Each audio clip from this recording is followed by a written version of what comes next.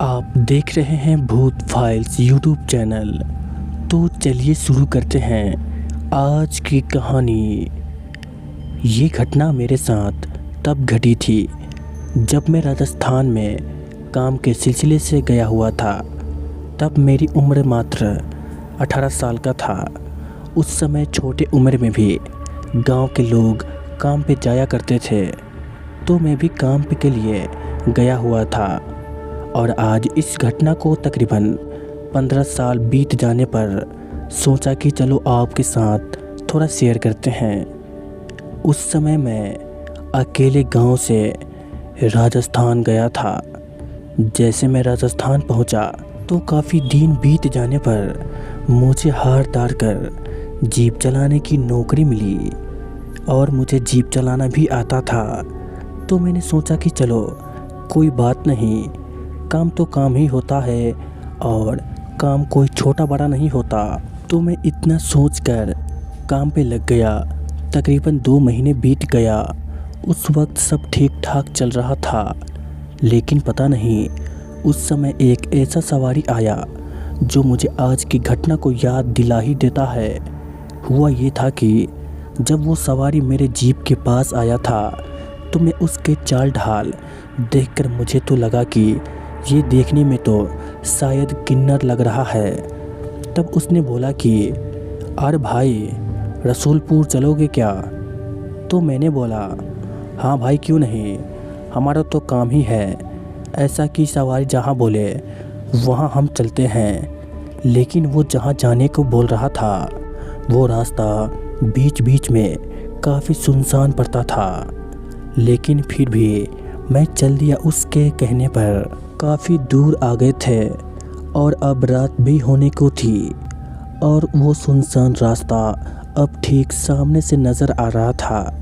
तो मैं जीप का स्पीड थोड़ा और तेज़ किया था कि तभी वो सवारी कहने लगा अरे भाई जी, थोड़ा धीरे से चलो, क्योंकि अब मेरा घर इसी सुनसान जंगल के बीच बीच में पड़ता है। तो मैं इतना सुनते ही घबराने लगा और पाया कि उसका घर भी आ गया है और वो बिना पैसे दिए नीचे उतरा और बिना कुछ बोले अपने घर की ओर चल दिया। तो मैं चिल्लाते हुए उसके साथ पीछे पीछे गया। जैसे मेरी आंख थोड़ी देर के लिए बंद हुआ और जब आंख खुला तो देखा कि वो सवारी वहाँ नहीं था। तो मैं ये देखते ही अपनी जीप की ओर चल दिया। जैसे मैं अपनी जीप की ओर आगे पहुंचने ही वाला था कि तभी अचानक कहां से वो सवारी आया और बोलने लगा भाई, रात काफ़ी हो गई है, कहां जाओगे? इस सुनसान रास्ते से चलो, मेरे घर चलो। तो मैंने भी सोचा बात तो सही है, पर तुम तो खैर छोड़ो ये सब बातें, तो ठीक है चलते हैं आपके घर। तो मैं उस सवारी के घर पहुंचा और देखा कि उस घर के अंदर उसके अलावा और कोई भी नहीं था। तो मैंने उसके साथ खाना पीना खाया और सोने गया। लेकिन मुझे अब भी थोड़ा डर लग रहा था। वो इसलिए क्योंकि अनजान व्यक्ति के घर में सोना ये बहुत बड़ी बात होती है। जैसे मैं सोने गया और 2 घंटे बाद जब मुझे वो सवारी सपने में गला दबा रहा था तो मैं तुरंत उठकर देखा कि वो सपना नहीं बल्कि एक हकीकत था और वो सवारी सच में मुझे मारना चाहता था। एक तो पहले ही वो अचानक गायब हो गया था।